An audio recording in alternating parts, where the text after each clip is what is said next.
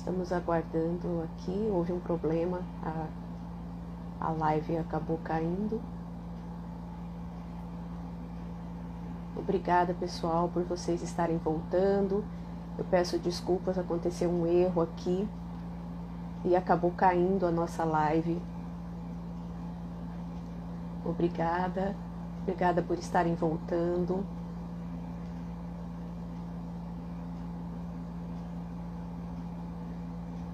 Vamos aguardar o professor. Oi, Eduardo, houve uma falha técnica aqui no meu Instagram e caiu a nossa live. Estamos aguardando o professor Kleber.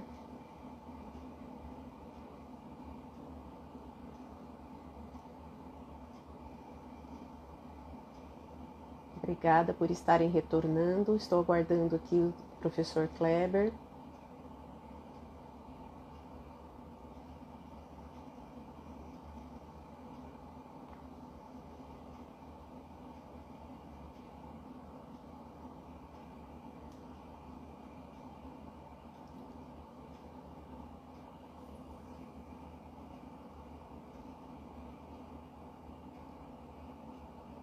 Obrigada pela compreensão de todos que estão voltando. Sueli, Eduardo, Silvânia, Sheila, Nardi, Luzimara. Obrigada por vocês estarem retornando. Vamos esperar a professora entrar para que a gente possa adicioná-lo.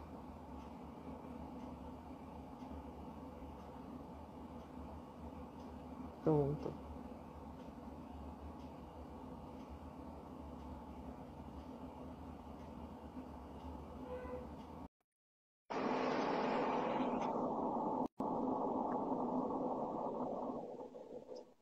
Professor Kleber, Olá.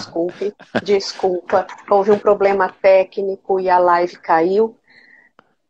O que me entristece é que essa primeira parte, a primeira meia hora de live nossa, vai ser interrompida. Ela caiu e eu não sei o que aconteceu. E infelizmente não vai ficar salvo, mas as pessoas estão voltando, já está quase todo mundo de volta aqui, já estamos com 11 pessoas, estávamos com 15, então vamos continuar. Nossa, que desagradável, desculpa, Kleber, mas infelizmente Imagina. essas questões técnicas às vezes acontecem, né? Não, sem problema. Vamos, Isso é o vamos novo normal, Ana. É o novo é, normal que nós vamos ter que se adaptar também, né? Ai, que triste. Para mim, o mais triste de tudo não é nem a interrupção, é eu ter perdido, né, de não poder deixar salvo a primeira parte. Mas, enfim, ainda temos aí meia hora, e essa meia hora vai ser muito rica e vai ficar conosco. Sorte de quem esteve aqui presente, né, pessoalmente. Nós Então, ganhamos um pouquinho de tempo com isso também. tá certo. Vamos lá. Então, eu estava falando de uma frase de um autor norte-americano que chama Isso. Dale Carnegie, que ele fala que ao lidar com pessoas, lembre-se de que você não está lidando com seres lógicos, e sim com seres emocionais. E é exatamente isso que nós estamos falando agora, de que os profissionais, quando estão atendendo uma pessoa debilitada, fragilizada, eles precisam demonstrar sinceridade, compaixão, bondade, otimismo, esperança.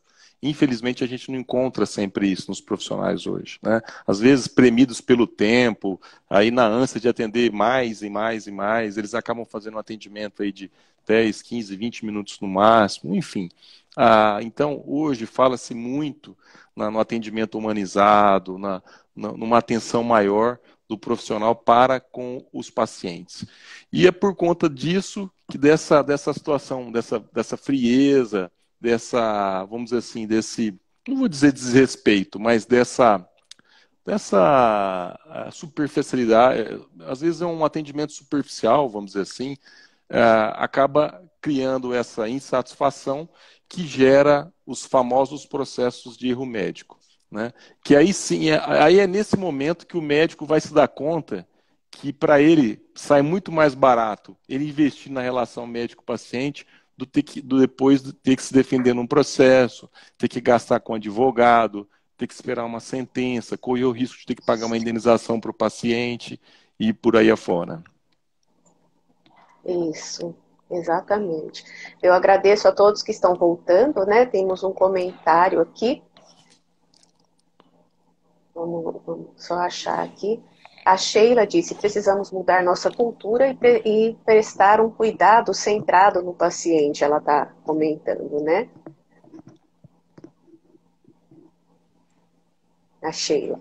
Exatamente. Acho que vai de encontro a tudo que nós estamos falando desde o começo, desde o início, né? Depois acho que a gente pode Sim. fazer um resuminho para essa parte vai ficar gravada. Então, para quem entrou atrasado também, a gente faz um resuminho a respeito de todo o início do histórico dessa live com o professor, se ele concordar, com o professor Kleber. Sim. Mas eu gostaria de dar continuidade agora, né?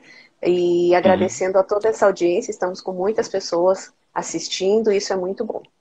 Então Tá. vamos lá. Pegando o gancho da Sheila, de fato, a tônica e o ponto central ou vamos dizer assim, o foco, né, o escopo de toda a atenção médica, de fato, é o paciente. Tem que ser o paciente. Né? O protagonista dessa relação é o paciente. Né? O médico, ele simplesmente presta os serviços dele. Ele coloca o conhecimento dele em benefício do paciente. Mas o protagonista dessa relação é o paciente. É ele que precisa de atenção. É ele que precisa de cuidado. É ele que precisa da cura, vamos dizer assim. Né?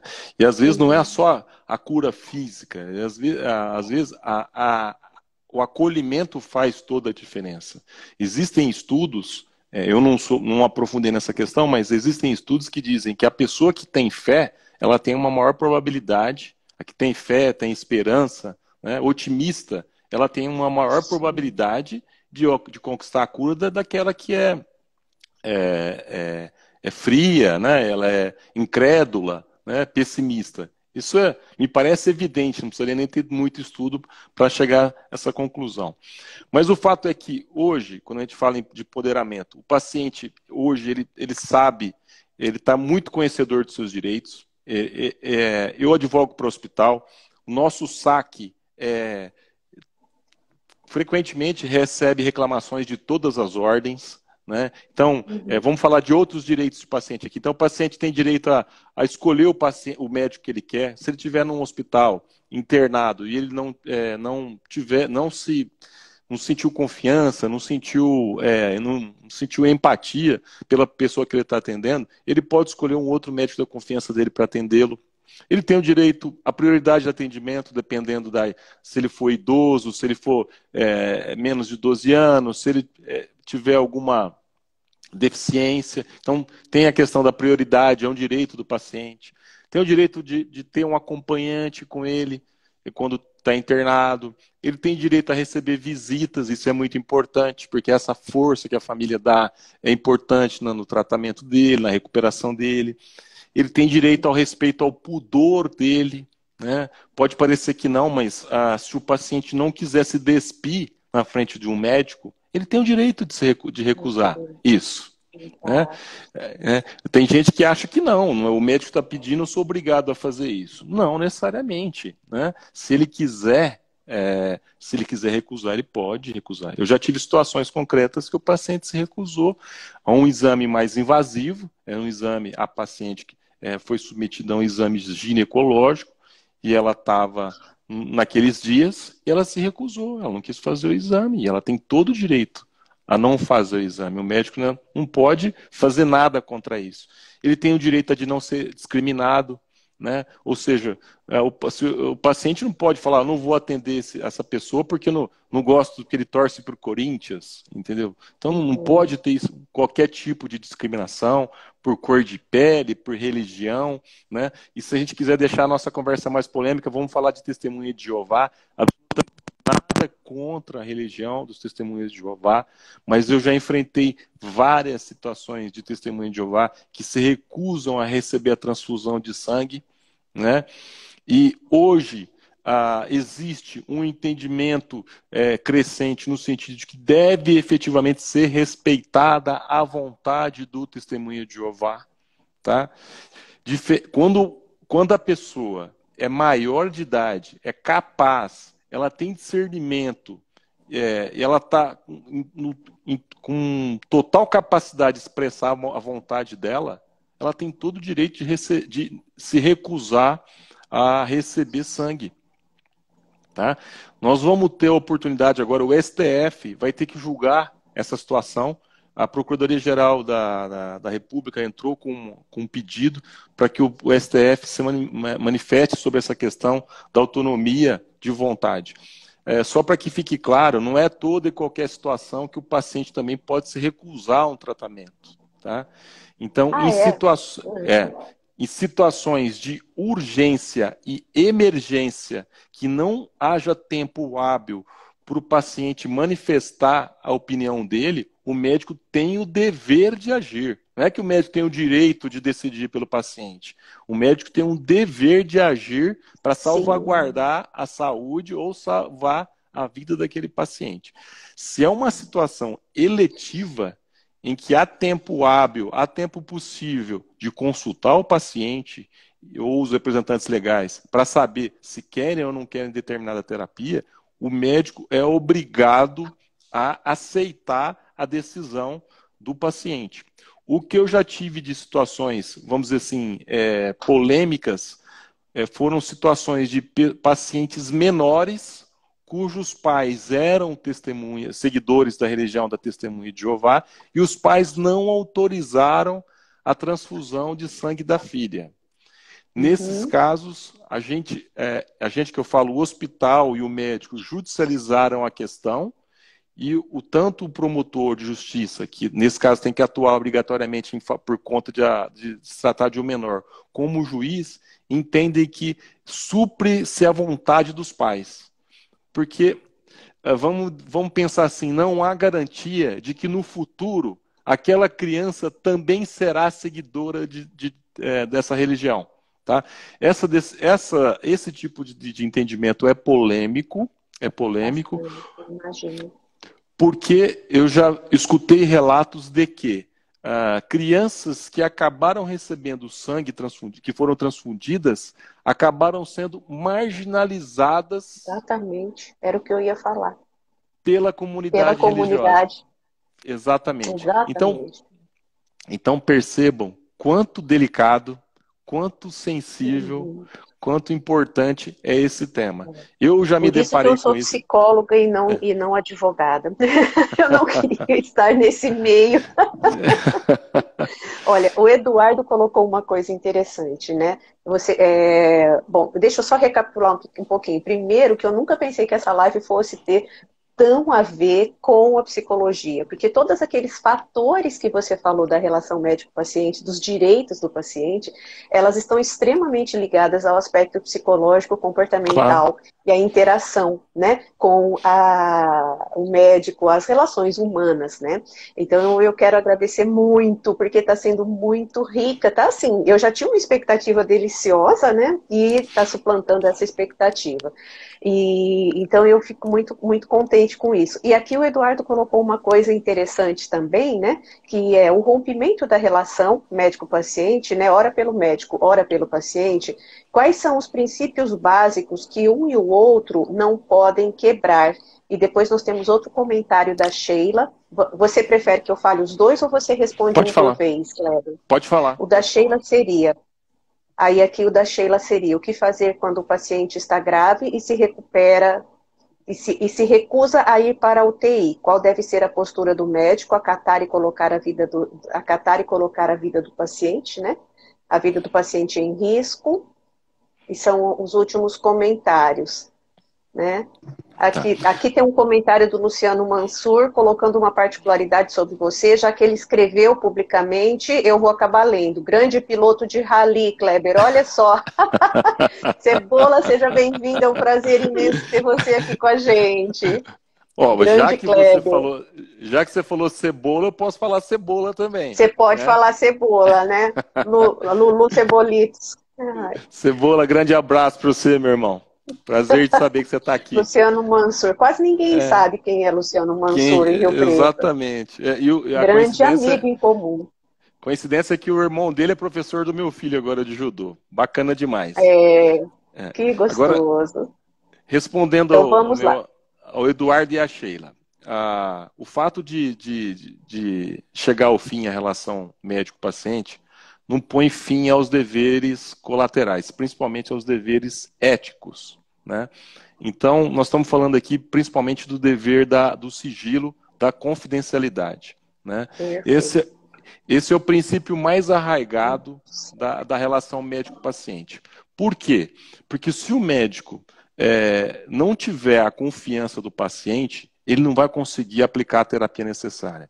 Então, o que acontece muitas vezes é que o paciente conta para o médico coisas que ele não conta para os pais, coisas que ele não conta para o cônjuge, coisas que ele não conta para o filho. E se ele não tiver essa confiança, essa garantia de que aquilo que ele está revelando para o médico vai ser guardado no mais absoluto sigilo, ele não vai voltar a se tratar com aquele médico, ele não vai nem buscar outro médico, na verdade, né? Porque essa questão é muito sensível, né? Então, rompeu a relação, o dever de sigilo, o dever de confidencialidade tem que se manter intacto, de parte a parte, né? Apesar de que o paciente ele tem que ter o respeito, tem que manter a cordialidade em relação ao médico que atendeu a ele. Também. Né? Uhum. Sair falando que ele errou é muito simples, né? Mas tem que ter certeza de que ele errou, não é isso? Então, tem que tomar esse cuidado. Né? E quanto à questão da Sheila, do paciente que se recusa a ir para a UTI, tudo tem que ser analisado o contexto. Né? Qual que é o cenário que se depara o médico. Né? Se o paciente está numa situação que ele está com o discernimento dele de alguma forma, vamos dizer assim, afetado, né? O médico, nessa hora, vai ter que fazer uma avaliação fria de que se aquela vontade pode ou não pode ser respeitada. Mas sempre tendo em mira a urgência e a emergência do caso. Se ele puder não atuar, se o médico tiver condições de não atuar e aquela não atuação dele não for trazer nenhum dano e nenhum agravamento na saúde do paciente, o médico pode simplesmente acatar a decisão do paciente.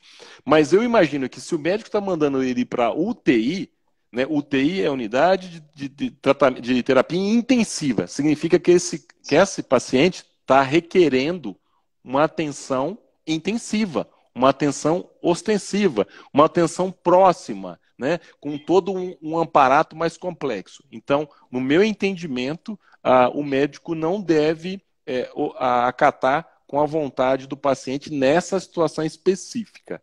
Né? Nós estamos falando de uma situação que foi agravada e que está requerendo a transferência dele para a UTI. Né? Pode falar. Eu acho que o que a Sheila está dizendo também, não sei, né? Eu fui professora e sou especialista em psicologia da saúde por muitos anos. Hoje eu estou fora dos hospitais, né? Trabalhei, aliás, desde o terceiro ano. Eu brinco que eu fui uma psicóloga criada dentro de um hospital, porque desde o terceiro ano eu atuava estudando psicologia aplicada à cardiologia, e em Rio Preto nós não éramos nem 10 profissionais da saúde quando eu vim para cá, formada, né, há 30 anos atrás. E desde o terceiro ano eu estudava. Então, o que às vezes pode acontecer, né, a recusa do paciente pode ser em função de um preconceito a respeito da UTI. Né? Porque as pessoas acham que vão para a UTI para morrer, e na verdade eles vão para a UTI porque lá os aparelhos, não tem como ter todos aqueles aparelhos em todos os quartos do hospital. Então as pessoas têm muito medo do atendimento, de ir para a UTI, serem esquecidos e tudo mais, e não, muito pelo contrário. Pelo contrário. Né? É uma segurança. Então, Sheila, talvez seja em função de um preconceito. E aí o Dr. Kleber está dizendo justamente como funciona na questão do direito legal, né? Até porque é um atendimento caríssimo, que se o médico que trabalha naquele hospital orientou isso, é só porque há muita necessidade. Senão ele é chamado a atenção até pela direção, pelo corpo clínico. Tá. Deixa eu aproveitar e fazer um parênteses aqui, Ana. E aí envolve também a psicologia. Tá? Eu já tive situações, já me deparei com situações dessas de paciente não querer submeter a um determinado tratamento, ou de não querer ir para a UTI, enfim, ou de querer uma alta forçada, uma alta pedido, tá? Qual que é a minha sugestão, o meu encaminhamento nesses casos? Primeiro eu procuro saber quem é o médico, para ver se o médico teve uma abordagem, vamos dizer assim, de convencimento. Se ele fez uma abordagem bacana, entendeu? Porque tem médico, você não quer, vira as costas e vai embora. E quando eu percebo que o médico não esgotou, vamos dizer assim, as possibilidades de convencimento, eu peço para envolver o profissional da psicologia.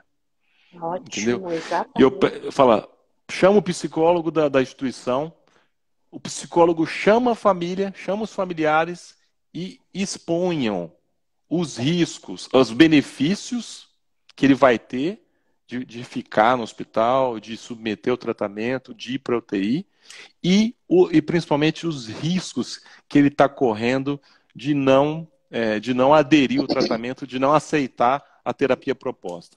Então, o profissional da Exato. psicologia tem um papel importante nessa hora para a gente também. Eu uso Eu, muito a psicóloga do hospital lá para a qual eu advogo para me ajudar nessas questões. E o resultado é muito positivo. É muito positivo. exato, Porque eu costumo dizer que tudo depende da abordagem. Tudo depende de como se claro. fala, de como se acolhe, de como se fala, de como se coloca a questão. Eu cheguei a atender um cliente na cardiologia há muitos anos atrás que ele pediu a alta e ele conseguiu essa alta. Né? Era uma pessoa de muita idade, mas ele não queria de forma alguma, mesmo eu estando na equipe já, não precisava nem chamar porque eu já estava lá, né? E a gente fazia parte de uma equipe, então ele foi, ele pediu e eu fiz o atendimento, mas ficou muito claro por que ele queria essa alta. Então, no caso dele, não teve divergência, não precisou de uma judicialização, mas por tudo que estava sendo explicado, ele resolveu, né? Mas são casos bastante complexos mesmo. Toda a questão do tratamento, os preconceitos, mitos e tabus, pessoas de idade.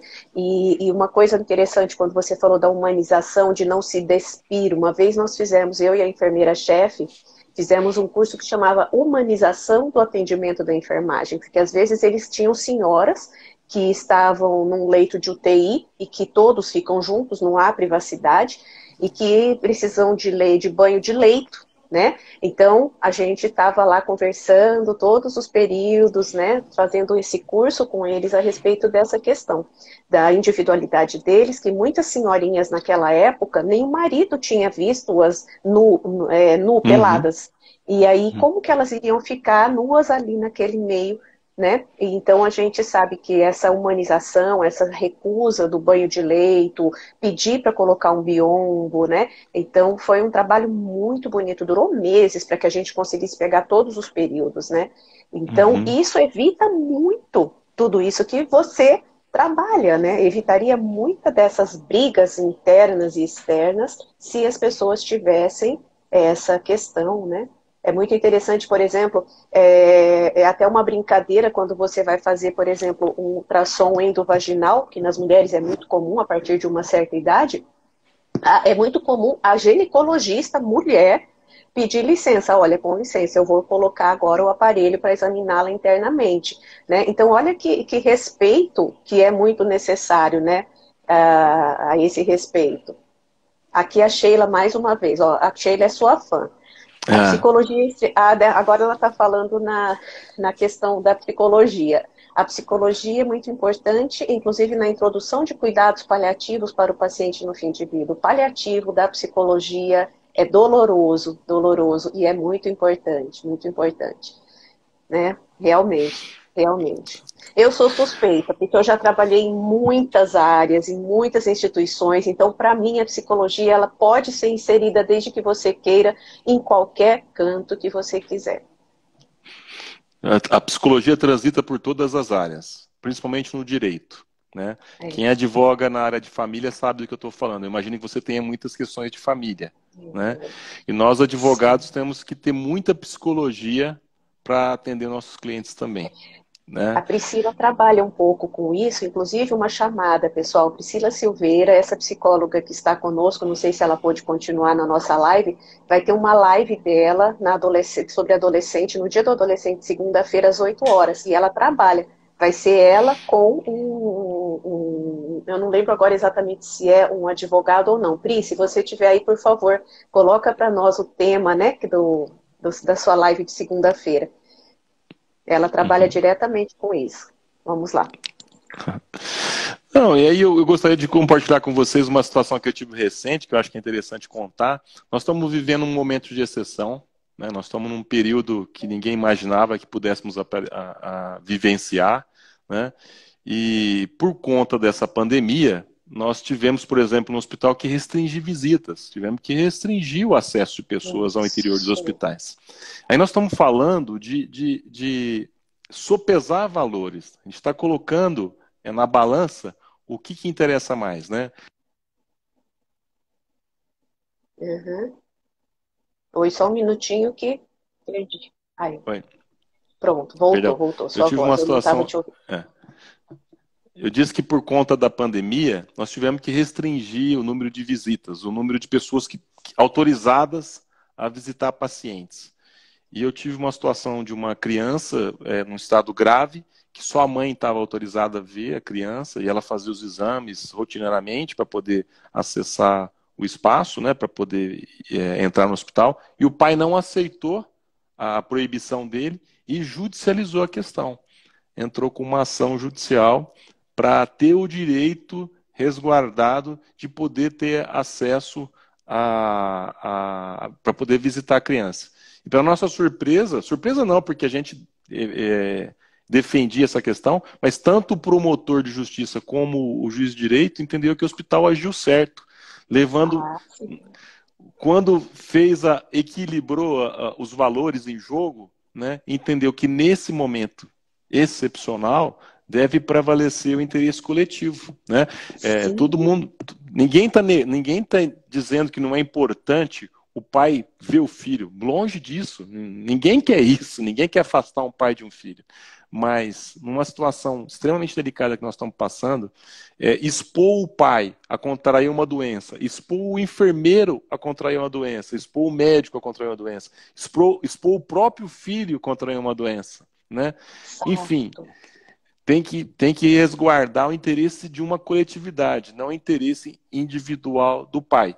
E nós tivemos essa decisão favorável, legitimando a proibição do hospital na restrição à visita. Mas são tempos de exceção, são tempos excepcionais, que espero que passe logo e que todo mundo volte ao normal, ou pelo menos a um novo normal. Ao novo E normal. Essa frase tá pegando, né? E por falar em novo normal, Ana, muito certamente nós vamos ter que conviver com a telemedicina, que vai ser uma nova forma de relação entre médicos e pacientes, Uhum. né? Que por conta dessa necessidade imperiosa aí, muitas pessoas se viram obrigadas a falar com o seu médico por telefone, por WhatsApp, por vídeo, FaceTime, Zoom, enfim.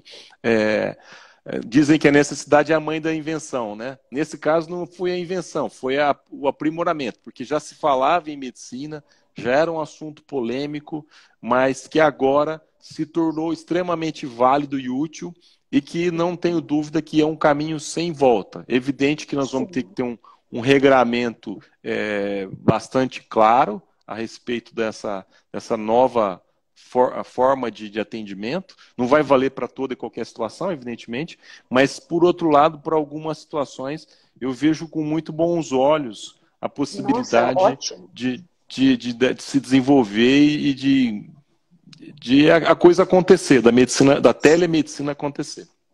Sim, eu já tive experiência, já fui atendida pela telemedicina, né? Eu fiz uma consulta recentemente, minha mãe fez uma consulta recentemente e a minha sogra também, né? E aí a gente tem a questão dos exames que são e algumas consultas que você precisa tocar o paciente, estar com ele presente. Mas eu acho que a telemedicina veio e eu sinto muito, mas vocês vão ter muito trabalho. Por quê? Porque nós temos agora a psicologia online, né? Eu atendo há 4 anos, eu precisei fazer um cadastro que durou 9 meses para eu ser aceita para poder atender, e aí, de repente, do dia para a noite, todos os psicólogos começaram a trabalhar assim, né? Então, eu já estava muito acostumada com essa mídia, mas começou e isso daí também. Então, vocês vão ter bastante trabalho, eu acredito, para estudar principalmente essas novas questões, né?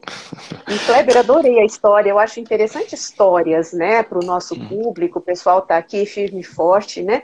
E eu não sei como que você está naquilo que você reservou para presentear para a gente nessa live, e se você quiser colocar apenas resumidamente o início da nossa live, né, que você colocou, nós falamos a respeito dos melindres, da necessidade da dignidade, um pouco para você colocar aquilo, apesar que nós temos tempo na segunda entrada ainda, temos ainda meia hora, mas eu acredito que você esteja cansado, você tinha reservado das 5 às 6 para falar conosco, então vamos só resumidamente para complementar. O erro foi meu e você que está pagando o preço.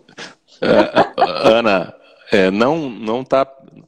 não estou cansado e Então fique tá muito bom. tranquila que está muito prazeroso conversar com Ai, vocês. que gostoso, que bom. Para mim Fique também, acho que tranquila. para todo mundo que está aqui também. Principalmente porque eu E tô com uns amigos aí me assistindo, que eu tô percebendo tem, que eu tenho alguns fãs espalhados aí. tem sim, tem sim. E tem gente aguardando que não pôde, que já me mandou mensagem que não pôde ver ao vivo e que com certeza vai assistir a gravação. Depois a gente vai ter essa oportunidade também. Ó, mas antes de vamos fazer um O resumo do que espaço é nós seu. falamos. Deixa eu contar uma história da telemedicina que eu acho que precisa ter muito Ah, cuidado com essa questão da telemedicina. Em Ribeirão Preto, teve ótimo. um caso que foi judicializado e teve até sentença, que é bastante interessante. Uma pessoa sofreu um corte no pé, procurou um atendimento em Ribeirão Preto, o pronto atendimento estava lotado, o médico plantonista estava fazendo um procedimento de urgência, emergência. O paciente começou a ficar irritado pela demora. O enfermeiro, percebendo que o paciente estava incomodado, foi até lá, fotografou o pé do paciente, tirou várias fotos e levou para o médico cirurgião no meio de uma cirurgia.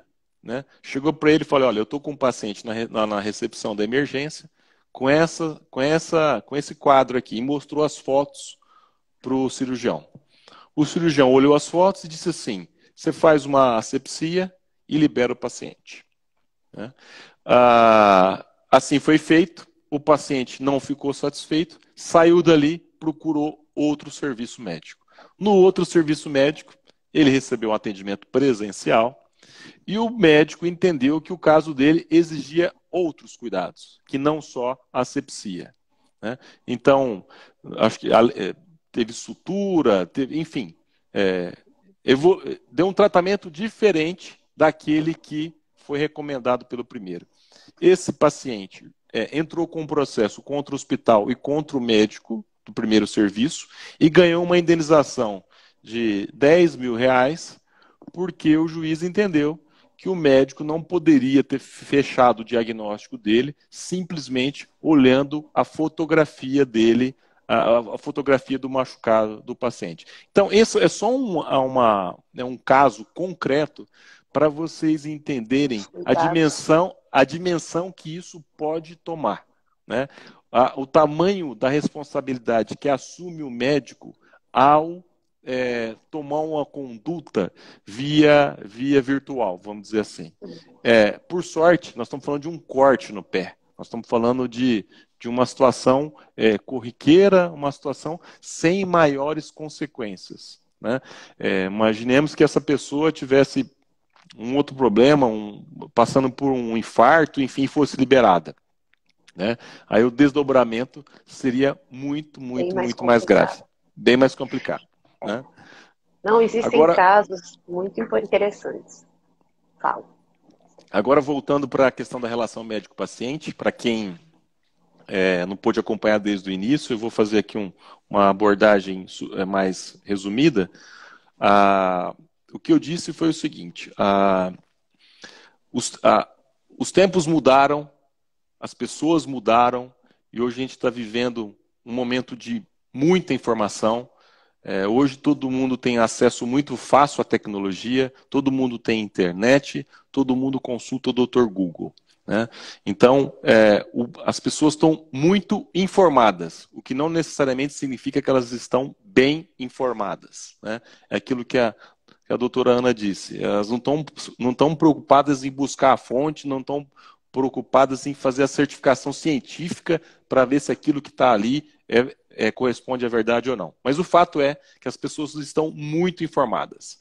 Outro ponto é que a cada dia nós recebemos uma nova tecnologia, um novo medicamento, um novo tratamento, e cada vez mais as pessoas estão com as expectativas aumentadas, né? Então, cada vez mais o paciente acredita que uma hora ou outra vai surgir a cura para o problema de saúde dele, né? E, juntamente com esses dois fatos, nós temos uma legislação brasileira totalmente moderna e totalmente protetiva ao consumidor.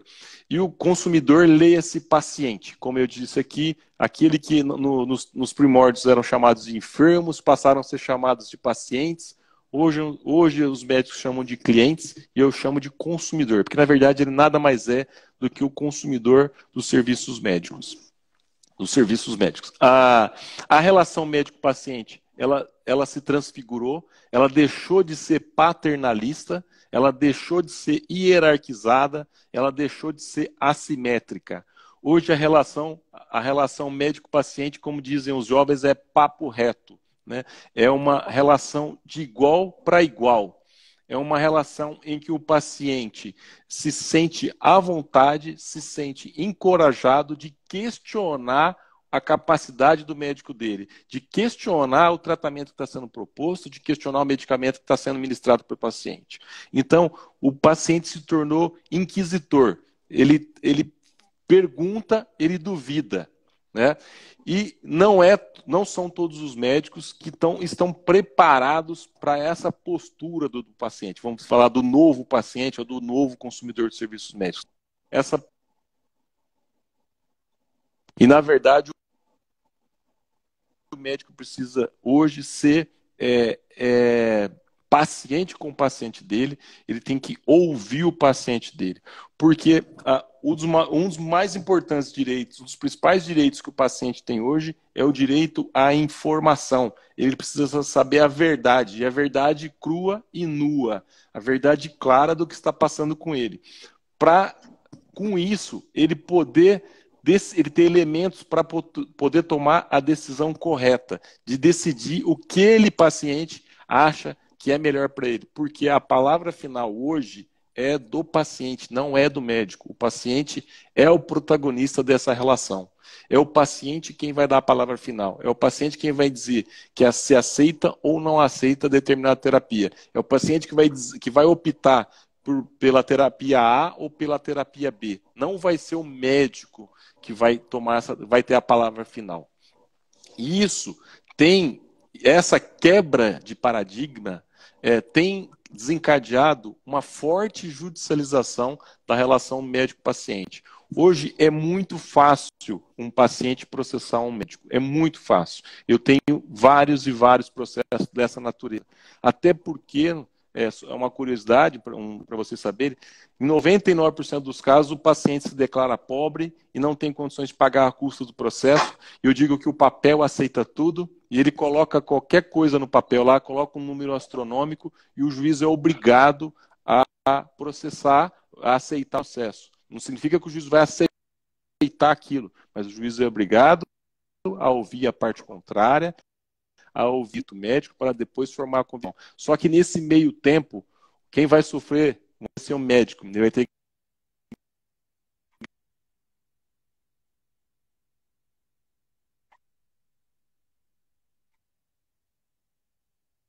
Oi.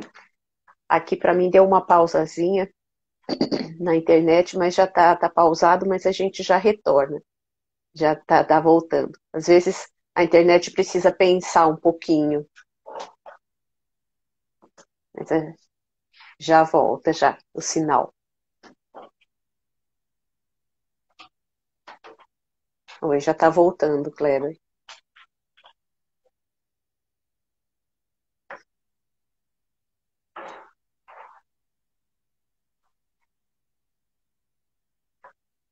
Oi, ouvindo, Ana? teve Oi, uma. tá me... Viu, voltou. Agora tô, deu uma pausa. Isso acontece direto. Todo sábado acontece um pouquinho isso. Bom, eu não sei até onde vocês ouviram, mas eu disse que para o profissional da saúde, seja o médico, o dentista, enfim, eu já defendi, para vocês terem uma ideia, além de médicos, dentistas, eu defendi até um fisioterapeuta de uma questão de erro de uma acusação de erro de conduta. Então, essa tá muito banal, está muito banalizada a questão do erro de conduta. Né? A questão do dano moral, principalmente. Tudo hoje é dano moral. Qualquer dissabor, qualquer aborrecimento, qualquer transtorno, hoje está virando motivo para se pedir indenização por dano moral. Então eu olho com muita reserva esses pedidos de indenização. Principalmente, eu falo que nós, advogados, somos os primeiros juízes da causa. Né? Então, os advogados que estão aceitando esse tipo de demanda também precisam refletir melhor para ver se daqui a pouco a vida vai ficar insuportável. Né? Tudo vai ser motivo para processar o outro. Né? E eu acho que esse não é o caminho. Né? Exatamente. E o erro, ele é humano, né? Apesar de ser um clichê essa frase, o erro, ele é humano. Não adianta a gente pensar que o médico, o psicólogo, o fonoaudiólogo, o fisioterapeuta, o advogado, que eles não vão errar. Mas os profissionais que lidam diretamente com a pessoa, né? Parece que é inaceitável o erro, e como você falou, já vira uma ação. Né? É diferente, por exemplo, de alguém que trabalha com a parte de hardware, com portas de vidro, né? Que o que ele faz é ir lá trocar a porta, ele leva um certo prejuízo. Mas a questão médica, então eu achei muito sensato o que você colocou também da questão dos profissionais do direito, né? De saberem fazer a avaliação, como a gente estava falando a respeito dessa conversa, desse acolhimento, porque às vezes o cliente, a gente percebe, Kleber, também eles estão querendo ouvir que eles têm um pouco de razão. Você tem razão pelo seu sofrimento. Uma outra frase que está muito na moda agora também, né, é essa questão da validação do sentimento. Então, ele precisa que o sentimento dele seja validado, claro que precisa, né? E às vezes, eu não sei se você já passou por isso, mas às vezes esse litígio se resolve com o reconhecimento que o médico tem, né, dessa questão, só de perceber que errou.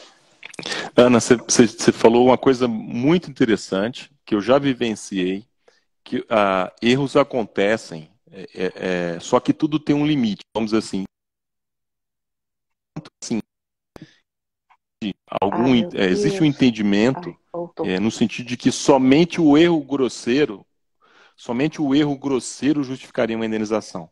Então, quer dizer, existe uma tolerância de erro, um erro tolerável, um erro excusável, né? Porque exatamente isso, errar é humano. Agora, quando esse erro transborda a razoabilidade, quando ele se torna um erro grosseiro, aí sim ele justificaria uma indenização. Um outro aspecto, só para a gente encerrar, para não estender muito, é que eu já tive situação de cliente médico de que chegou e falou: Kleber, eu errei, eu fui operar, eu não estava no meu melhor dia, eu não estava com a mão boa, eu errei. Tá? O que eu devo fazer? Chamo a família ou não faço nada? Eu falei: olha, é difícil eu tomar essa decisão por você, mas Kleber, eu te perguntaria o seguinte: o que teu coração te manda fazer? Como você vai se sentir melhor? Ele falou: eu quero conversar com a família. Aí ele pegou, chamou a família e falou: família, vem aqui. Eu não estava no bom dia, eu não fiz um bom trabalho, eu não acertei a cirurgia, eu não estou confortável com a sua situação, eu quero operar de novo. A família: doutor, perfeitamente. Errar é humano, vamos fazer de novo sem problema nenhum. Percebe a diferença, a abordagem? Diferente seria se ele fosse arrogante, diferente seria se ele fosse tivesse uma soberba, não assumiu o erro, né? Então, em processo, eu nunca vi um médico assumir erro, né? Até imagino que o advogado não vai deixar que ele faça isso. Mas nessa questão fora do processo, eu já tive clientes que assumiram erro e não foram processados. Né? Porque foi exatamente ao encontro daquilo que você falou. O paciente ele recebeu a validação de que ele estava certo, né? e o médico reconheceu a falha dele. Acho que era isso que ele precisava, né? Ter a É. certeza de que ele estava certo, né? Uhum. Eu vou contar uma coisinha rapidinho, nós já vamos encerrar, porque tá todo mundo aqui, eu estou super contente, o pessoal está aqui há 1 hora e 15 minutos já com a gente. Um grande medo de todos os psicólogos que eu ajudei a formar, né? Eu não formo ninguém, eu ajudo a formar, era, por exemplo, dormir durante o atendimento, esquecer o que o cliente falou, né? E eu lembro que acho que há uns 20 anos atrás, eu tinha acho que 10 anos ou um pouquinho mais de formada, eu tinha tido uma noite muito difícil, eu era solteira, mas eu tinha tido uma noite muito difícil, tinha acordado cedo para dar aula e almocei e fui atender. Quando eu fui fazer esse atendimento, eu ouvia tudo que a cliente falava nos meus sonhos. Eu dormi, eu apaguei, né? E aí, e assim, imagina você dormindo, que é o pesadelo de todo psicólogo. Nós, da teoria cognitivo-comportamental, nós atendemos como eu estou aqui com você, frente a frente. Não tem como eu dormir de costas e o cliente continuar falando e não perceber que eu dormi. Eu estava de olhos fechados e olhando para cima, para frente, para o cliente. E essa cliente era uma pessoa que ainda bem não era a primeira nem a segunda consulta, era alguém que já estava em andamento, e aí ela disse, Ana, você está com sono? Quando ela falou isso, eu quase infartei, né? Eu quase infartei. E o que eu fiz?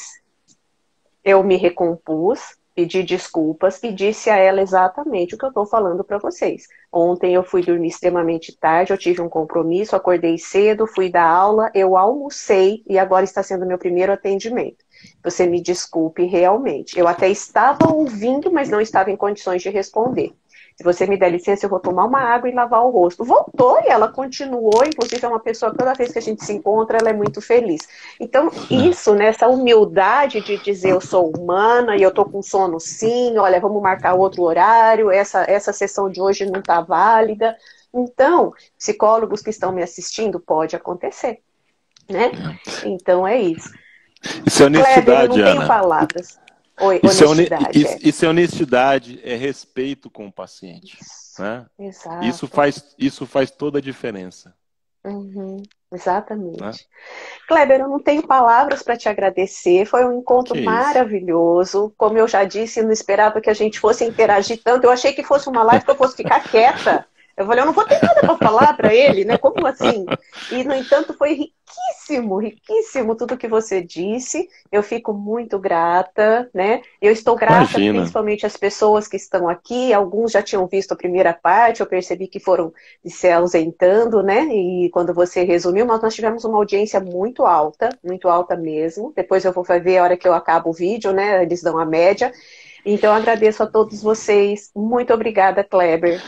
Muito Que isso, obrigada, pessoal que eu que gostou. agradeço, Ana. Foi extremamente agradável, prazeroso para mim. Tive oportunidade de rever alguns amigos aí. E pode contar comigo sempre precisar. Esse tema é muito apaixonante e Apaixonante. temos que fazer mesmo essas conexões entre as nossas profissões, porque isso dá frutos. Dá frutos. Obrigada, Eduardo. Né, Kleber? Sim, Então tá, gente, um abraço a todos vocês. Vou encerrando aqui com dor no coração, agradecendo muito a todos. Muito obrigada e ótimo final de sábado para vocês. Vai estar disponível no meu não. IGTV e também no meu YouTube, psicóloga Ana Cristina Penteado Lopes. Até logo. Muito obrigada. Tchau, gente. Um abração para todos.